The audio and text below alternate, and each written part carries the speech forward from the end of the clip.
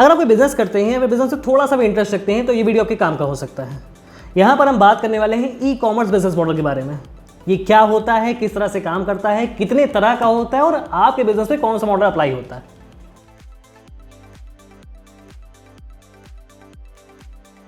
आज के टाइम पे मोस्टली लोग जानते हैं कि ई कॉमर्स बिजनेस मॉडल होता क्या है, क्योंकि हर घर में फ्लिपकार्ट और अमेजन से ई कॉमर्स प्लेटफॉर्म यूज हो रहे हैं। लेकिन जो लोग नहीं समझ पा रहे हैं तो उनके लिए आसान भाषा में एक डेफिनेशन दे देते हैं ई कॉमर्स की। सपोज करिए आपका एक बिजनेस है, वो मैन्युफैक्चरिंग भी हो सकता है या फिर आपकी शॉप भी हो सकती है।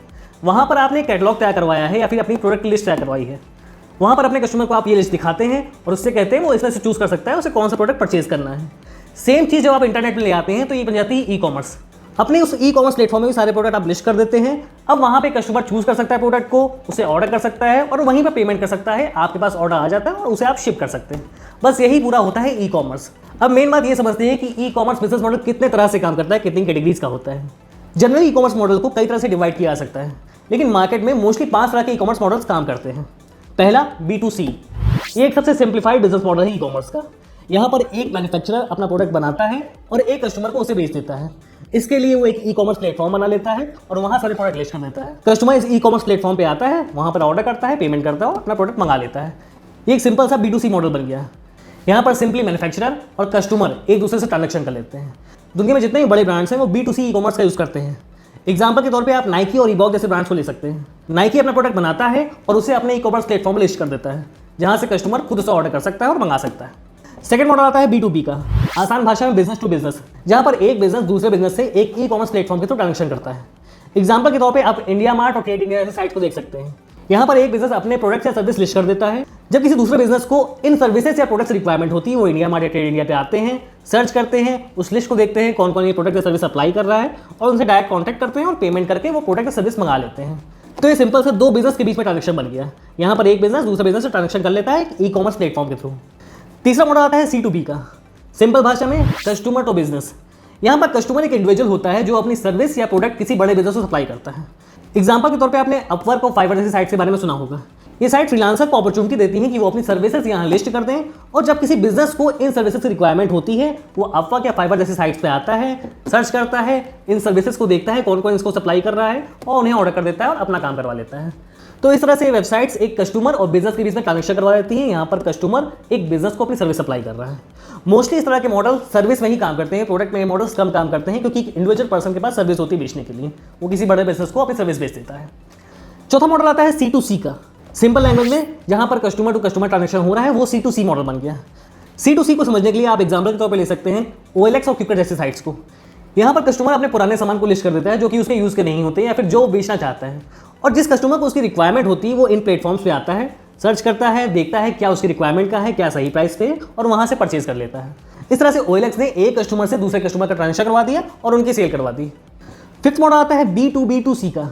ये सुनने में जितना कॉम्प्लेक्स है समझने में उतना ही आसान है। इसे आसान भाषा में समझते हैं। आपने कोई पेटीएम मोबाइल रिचार्ज किया होगा या फिर पैसे ऐड किए होंगे उसमें, तो आपने एक बात नोटिस की होगी, वहाँ पर पेटीएम मोबाइल रिचार्ज करने के बदले में या फिर पैसे ऐड करने के बदले में आपको बहुत बार एक कूपन देता है। ये कूपन्स कई अलग अलग कंपनीज के होते हैं जो कंपनीज अपना प्रोडक्ट और सर्विस बेचना चाहती हैं। वो पेटीएम से एक तरह कोलैबोरेशन करती हैं। उन्होंने एक कोलैबोरेशन डील कर ली पेटीएम के साथ कि जब भी आपकी ऐप से कोई मोबाइल रिचार्ज करेगा तो आप हमारा 30% का कूपन दे सकते हैं कस्टमर को। अब जब वो हमारी साइट पे आकर परचेजिंग करेगा उसे हम 30% ऑफ देंगे। अब ये कंपनी ऐसा कर क्यों रही है? रीज़न ये है कि सब जानते हैं कि पेटीएम के पास एक अच्छा खासा कस्टमर बेस है, अच्छे खासे यूजर्स है। अब जब इन नई कंपनीज को अपना कस्टमर बेस खड़ा करना है तो उनके पास या तो एक रास्ता है कि वो अपना कस्टमर बेस खुद बनाए, एक एक कस्टमर के पास जाए और अपना प्रोडक्ट बेचे, या फिर वो ऐसे प्लेटफॉर्म का यूज करती है जिनके पास अपना कस्टमर बेस पहले से ही है। पेटीएम जैसे प्लेटफॉर्म का कस्टमर बेस बड़ा है, ये नई कंपनी इनसे कोलैबोरेशन कर लेती हैं और बदले में अपने कस्टमर्स को एक फैंसी डिस्काउंट ऑफर कर देती हैं। यहाँ पर सबके लिए विन विन सिचुएशन हो जाती है। पेटीएम जहाँ से मोबाइल रिचार्ज हुआ, जहाँ पे पैसे ऐड हुए, उनका प्रॉफिट हुआ। कस्टमर को प्रॉफिट ये हुआ कि उसे एक डिस्काउंट कूपन मिल गया, और ये बीच वाली कंपनी को फायदा ये हुआ कि इसी बहाने कस्टमर उसके पास आ गए, उसका ऐप इंस्टॉल कर लिया, फिर उसकी वेबसाइट में एक ऑर्डर कर दिया। तो यहाँ पर सबका फायदा हो गया। ये बिजनेस मॉडल आज की डेट में बहुत यूज हो रहा है क्योंकि नई नई कंपनीज आया करती हैं और उनको जल्दी ग्रो करने के लिए इस तरह की स्ट्रैटेजी बनानी पड़ती है, यूज करनी पड़ती है। तो ये थे 5 कॉमनली यूज होने वाले ई कॉमर्स मॉडल। पहला B2C, यहाँ पर एक मैन्युफैक्चरर एक बिजनेस अपना प्रोडक्ट डायरेक्टली कस्टमर को बेच देता है अपने ई कॉमर्स प्लेटफॉर्म पर लिस्ट करके। कस्टमर यहाँ पे आता है, अपना ऑर्डर करता है और प्रोडक्ट मंगा लेता है। एग्जाम्पल के तौर पर आप नाइकी और रीबॉक जैसे साइट्स को ले सकते हैं। सेकंड B2B, यहाँ पर एक बिजनेस दूसरे बिजनेस को अपनी सर्विस या प्रोडक्ट सप्लाई करता है ई कॉमर्स प्लेटफॉर्म के थ्रू। एग्जाम्पल के तौर पे आप इंडिया मार्ट या ट्रेड इंडिया को ले सकते हैं। तीसरा मॉडल आता है C2B का। यहाँ पे एक इंडिविजुअल पर्सन एक बिजनेस को अपनी सर्विस या प्रोडक्ट सप्लाई करता है। मोस्टली केस पे ये सर्विस सप्लाई करते हैं। एग्जांपल के तौर पे आप फाइवर या अपवर्क को ले सकते हैं। चौथा मॉडल आता है C2C का। यहाँ पर एक इंडिविजुअल पर्सन दूसरे इंडिविजुअल पर्सन से बिजनेस करता है ई कॉमर्स प्लेटफॉर्म के थ्रू। एग्जाम्पल के तौर पे आप क्विकर और OLX जैसी साइट्स को ले सकते हैं। और पांचवा और सबसे ग्रोइंग मॉडल आता है B2B2C का, मतलब बिजनेस टू कस्टमर। यहाँ पर एक बिजनेस दूसरे बिजनेस से कोलैबोरेशन करता है उनके कस्टमर्स को प्रोडक्ट या सर्विस बेचने के लिए।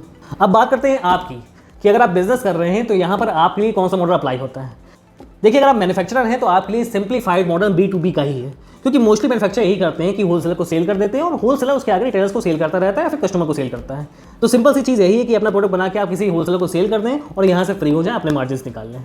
लेकिन अगर आप एक रिटेलर हैं तो यहाँ पर आपको B2C मॉडल का यूज़ करना चाहिए। आपकी एक शॉप है जो अच्छी चल रही है, लेकिन एडिशनली आपका अगर एक ई-कॉमर्स प्लेटफॉर्म हो अपना, जिसमें आप अपने प्रोडक्ट लिस्ट कर दें और वहाँ पर कस्टमर को पेमेंट करके ऑर्डर करने का ऑप्शन दे दें, तो यहाँ पे आपके लिए एडिशनल सेल जनरेट हो सकती है, प्लस आपकी रीच बढ़ सकती है, आप वर्ल्ड वाइड भी सेल कर सकते हैं।